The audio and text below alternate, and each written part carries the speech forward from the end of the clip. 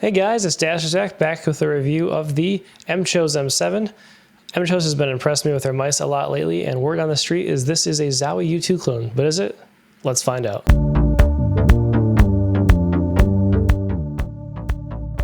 So here we have it, the MCHOSE M7. This is the M7 Pro in blue.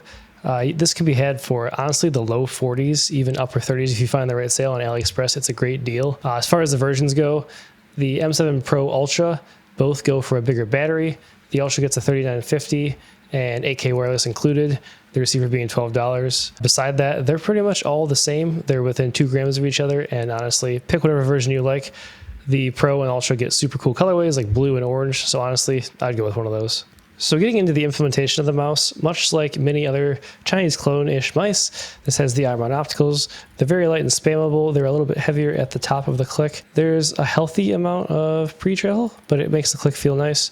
I think no problems there.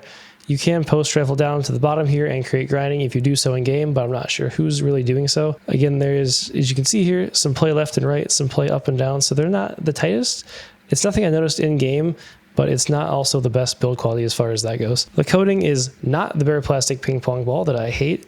It's maybe a slight step below an ATK coating, but it is sort of smooth in a satisfying way, and with some humidity, I do get a nice grip on it, and it's definitely a couple steps below the Zowie fingerprint magnet as far as their coating goes. The skates are unironically black, just like a Zowie stock skate. They're probably medium thickness and probably like a 1.5, 2 out of 5. They're pretty slow. I've not enjoyed them much on the speed scale, but nothing wrong with them. Nothing that you won't like really hate in standard use if you don't mind like a stock skate on a mouse. The scroll wheel is like a standard cheapish plastic scroll wheel. The steps are, it's notchy but on the lighter side, a little notchier than an ATK scroll wheel, and medium actuation needed for the middle click, but it is insanely spammable, which I really enjoy. One last note here, these side buttons, they kind of have a cheap feeling. They're a little hollow sounding, but as far as their usability, again, they rebound super well, so you can spam them very, very nicely. And then they have like the thing that most budget mice have. You can sink it into the back of the shell. There is some play there. The front one's in place a little bit better. It's not a detractor. And my real test for a side button is if I'm playing Fortnite, do I notice it in a bad way in game? And when this, I didn't. So it performed well for me. So as far as build integrity goes, this thing is stunningly good for a budget mouse. There is no side flex whatsoever. When you apply pressure in this way, you can move a very little bit here, but it's nothing noticeable, nothing like the ATK Z1. There's no rattling at all, and overall it feels a little more premium in hand due to the build quality in this way. So here we go. It's the M7 U2 head-to-head. You can see right away the coating on the Zowie is a fingerprint magnet, but it's also very grippy. Not as grippy as I'd like it to be, honestly. For some reason, I still got a little bit of slippage back here, but anyway, it's a standard Zowie coating. Scroll wheel, standard Zowie, super notchy, very spammable. It's personal preference on the scroll wheel. Zowie scroll wheels they're polarizing. Side buttons, Zowie U2, easy winner here. They're huge, they're super accessible, they're equally spammable. They're more satisfying to click. Again, they go far back here, so anybody who even has their thumb farther back here, no problem hitting that. Click-wise, Zowie does the thing where they have the clicks as part of the entire shell there. See, it never really splits off as it does here on most mice, as in the M7 as well. I prefer iron opticals. They're one of my favorite switches. Zowie's clicks feel a little lifeless, a little mushy, a little hollow to me. Not really a big fan of those. An equal amount of pre-travel, much less post-travel if that's your thing on the U2. And there is some play, but not nearly as much. Unsurprising that Zowie has tighter QC there on their clicks. Getting into the main shape differences, the M7 is just a little bit bigger within 1 to 2 millimeters in every way. It's ever so slightly taller here. It juts out ever so slightly much more here. And what it comes down to is you can feel that in hand. This feels like it fills up my palm a little bit more. It accentuates this dip in here a little bit more. To my preferences, because it's a bit taller and because I prefer like a back hump mouse, this feels even more comfortable for me for claw.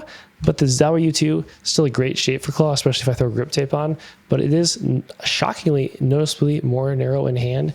These are not one-to-one clones. Let's take a look here. I have BTLs on the U2, unfortunately. I like Zowie's larger stock skate design, or just skate design in general here. If I place these side by side, let me get these lined up here. You can see that the sensor on the M7 is ever so slightly further back, which it may be placebo. I may be able to notice it, but that's always been my preference on mice, so something to note there as well. I've heard that Zowie stock skates, I've not tried them myself, are very slow. also black PTFE. So you may actually be getting a similar experience on the M7 Pro. As far as build integrity goes on the U2, as much as I praise the M7, this feels like a brick. It is rock solid. Although, interestingly enough, when you apply pressure on the side here, you can actuate the side buttons. If you apply pressure on the top, because of that shell design, you can actuate M1 and M2. That's interesting. But beside that, built like a tank, and if I threw it at the wall, I think the wall might break first. So full marks for build integrity, but you do get a lot of weight on a Zowie mouse because of that. The M7 Pro and Standard also comes stock with the 1K dongle. Much like the U2, I've not seen a 4K dongle for the Standard U2 in use yet. The U2 DW, which has slight shape changes, I believe comes with the 4K dongle Standard, and then again you have to go M7 Ultra if you want the 8K dongle there. Also, I've seen a little bit of misinformation. I think this is common knowledge. Neither of these mice are symmetrical. They're actually asymmetrical, and that difference comes in this cut in here, and it lives on the M7, is a little more drastic than the dip on this side, making the mouse not actually symmetrical and a little bit more comfortable in hand for where you put that thumb. A couple other notes here. The installer for the software is entirely in Chinese, so you kind of just have to have trust and spam click to get that to work. I don't love that, but it does function as a very standard mouse software. Another note is I've seen this on a couple of MCHOSE Pro Edition mice. I'm not sure if it goes to other mice. The default firmware that these come with, for some reason, if you're moving slowly, at least it seems, in something like a smooth bot, like it's the scenario where I would encounter it, my DPI would just dip. It would, like, I can't tell you how much it was, but it definitely would at least be cut in half, and my mouse would just start tracking slowly on the sensor. Updating these mice to the latest firmware, as well as the dongle, that can cause issues. Seem to resolve that issue. I've not seen it since then. Happy to report that, but something to note, if you get these mice, update the firmware right away. I'm going to grab weights for the sake of grabbing them, but there are a couple non-stock features I'd like to tell you about. The U2 has BTL skates, but it does come in at a hefty 62.2 grams. And the MCHOSE M7 Pro, this is actually been battery modded by a friend of mine, so it comes in a super light, 48.9 grams. But the Ultra and Pro do advertise at 55 grams, and even so, that 7 gram difference is very noticeable to me, and a massive pro for the M7. So I'm going to do some measurements here just to demonstrate the slight size difference in these mice. So I'm getting 65.3 millimeters for the max width of the back of the M7, whereas I'm getting 64.3 millimeters for the max of the back width for the U2, 1 millimeter smaller. I'm seeing a max hump height of 38.5 millimeters on the M7 right behind the sensor. And then we see 38.1 millimeters for the max hump height on the U2, so only a half millimeter shorter there, but still shorter.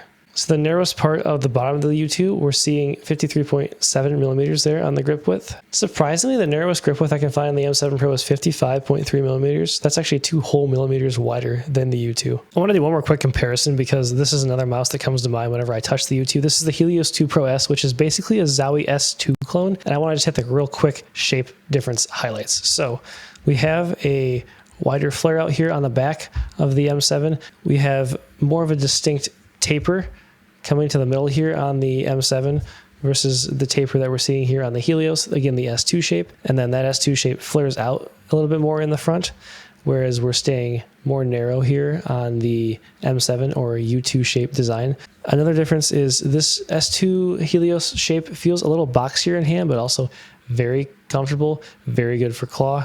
The Helios 2 feels a little more locked in. The M7 feels a little bit more natural with that increased curvature here on the sides. So yeah, I just thought I'd hit that real quick. So what's my verdict? The U2 does win on side buttons. Zowie probably has better customer service, and I can't speak to the longevity of the M7. However, the M7 has Omron opticals, a grippy coating that's not a fingerprint magnet, a lighter yet cheaper scroll wheel that's not as loud as the U2's. It comes in at 7 grams lighter roughly. It has way better colorways, and it will only run you $40 to $50, whereas the U2 and the U2 DW run $120 and $150 respectively. So honestly, unless you're going for a used one on the mouse market where it's roughly $60, I'd go with the M7, and even in that case, I'm going to recommend the M7 all the way. Thanks for listening. Likes and subscriptions are greatly appreciated, and you can also throw me a follow on Twitter, also at Dastrazak, where I tweet things about mice occasionally, and you might find them interesting. And with that, we'll see ya!